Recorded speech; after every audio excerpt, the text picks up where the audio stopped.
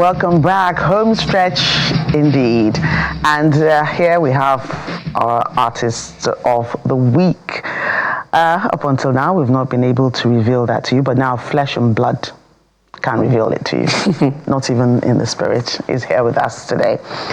Ian Wardy, a multifaceted creative with a 7-year acting experience, was a nominee for the Ghana Movie Awards 2016, amongst other awards in Ghana.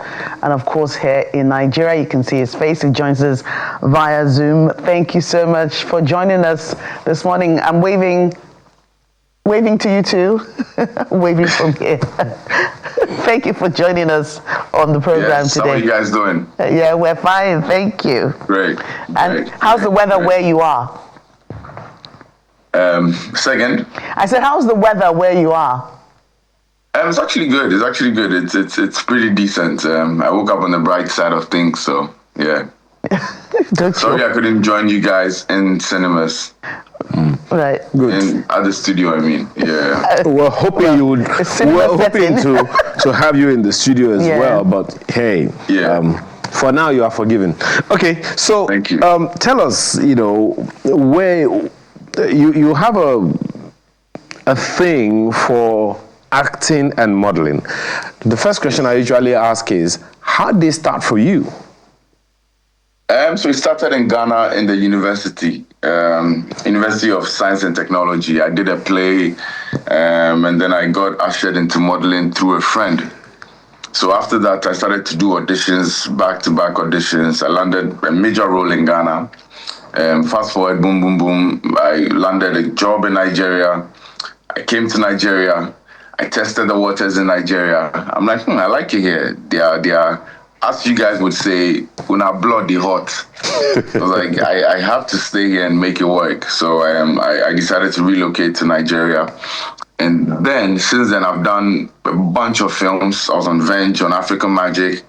I have something on Amazon Prime. I have done a bunch of YouTube jobs, but mostly I did Ripples for African Magic as well. Mostly African Magic jobs. I'm currently on set in Nigeria, filming as well, which is why I couldn't even make it to your set, because we filmed till like 6 a.m. this morning. Oh, wow. So, yeah. Well, that's quite a lot. And quite a lot. Yes, you are right. Our blood is hot. There's no at this point, I'm Nigerian. Our blood is hot. But how did you've done your practice in Ghana and in Nigeria as well? Is there a basis for comparison?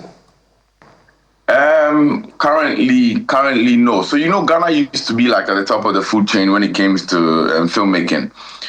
But now things have switched. I think Nigeria is sort of handling that because of digitalization. When we used to sell CDs, Ghana also had its own niche market.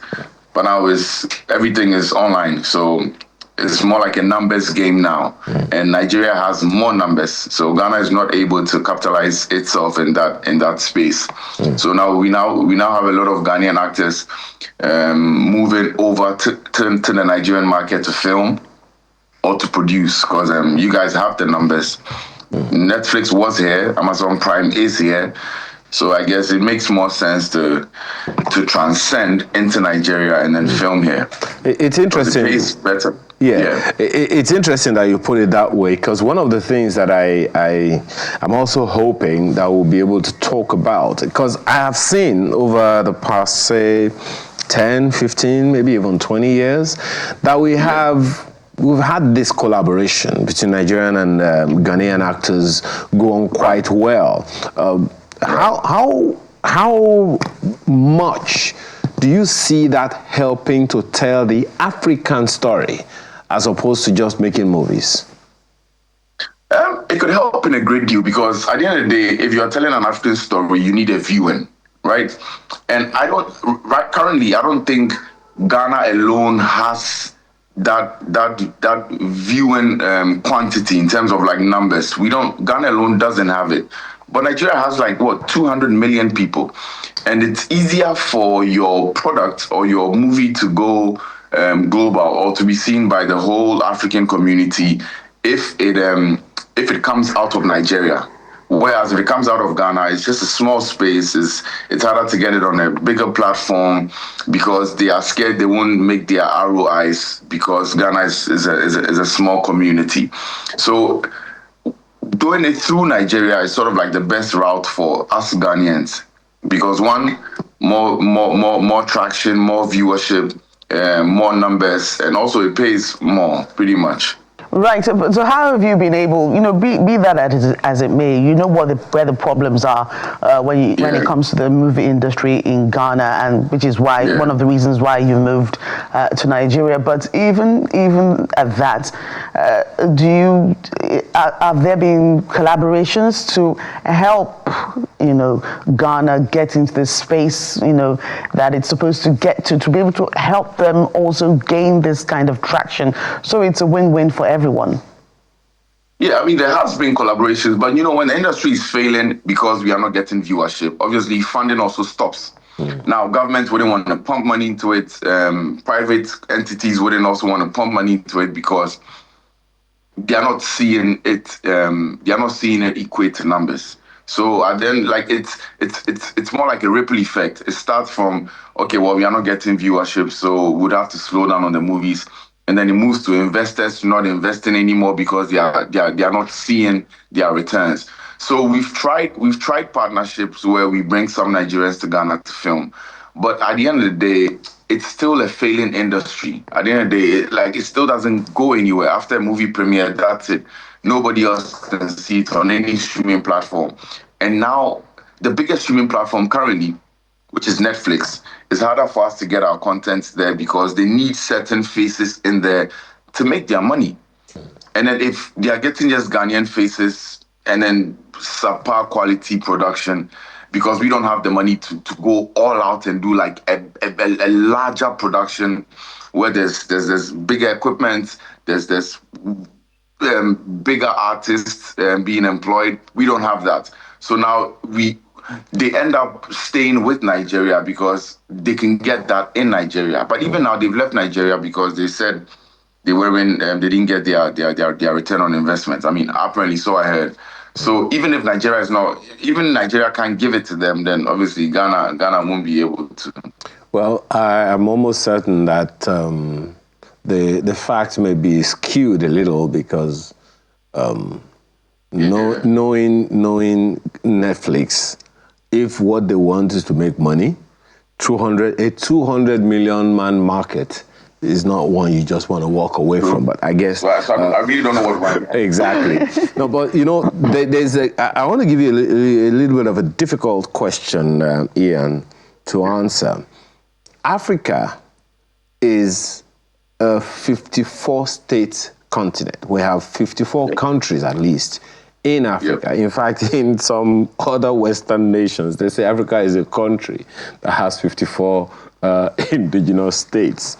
Do you see a situation where African movie makers like yourself can come together and tell an African series or African story that anyone in the world can buy? Egypt is a prominent, nation in Africa because of its history. It's also in the Bible, and a number of other, countries have that kind of history. Kenya, people talk about Kenya as a historical nation in Africa. Uganda, these are Eastern African countries and all. So, is it feasible? Do you see a day or time where African movie makers like yourself can come together, create an African movie ecosystem like Hollywood that everyone can come around and embrace? I would say it's possible, but I don't think it will happen. That's from an honest opinion. Because one, we have a major problem in Africa, which is accessibility. You can't just fly from Kenya to Nigeria at an affordable cost. You can do that in Europe. You can do that anywhere in the US. You can fly from state to state with like $50, $70 or $100. But here, if I'm flying even from Ghana to Nigeria, the prices sometimes are equal to the flights from Ghana to Italy. So accessibility is a problem. And now, secondly, whose story are we telling? So we have different cultures in different countries. So who decides whose culture we are fleshing out to like tell the story? Is it gonna be Ghana? Are we doing a Ghanaian story? Are we doing a Nigerian story? Are we doing a Kenyan story? Are we doing a South African story? Who decides that? But I think the main problem is accessibility. It's harder to fly intra-continent than it is to fly from the continent to a different continent. And till we fix that problem, it will be hard to merge or collaborate in a larger scale. Okay. That's what I think. Well, we've given you a problem for you and your industry to solve, but quickly, 30 seconds, what's the most current project that you have out? Coma. It's called Coma. Beautiful movie. Very beautiful. It's in cinemas. Oh, okay. Coma. Okay, we hosted a Coma guy. Last week. Yeah. Well, thank you so much for your time this morning. Ian Wardy is multi-talented Nigerian, I dare say. At this point, I'm Nigerian. I'm from Calabar. Yeah, from Calabar. Wow. Thank you so much for your time this morning, Ian. Thank you for having me. I appreciate that. All right. Have a good one, man. Yeah. I just hope your people in Ghana don't come for you. They don't come for us.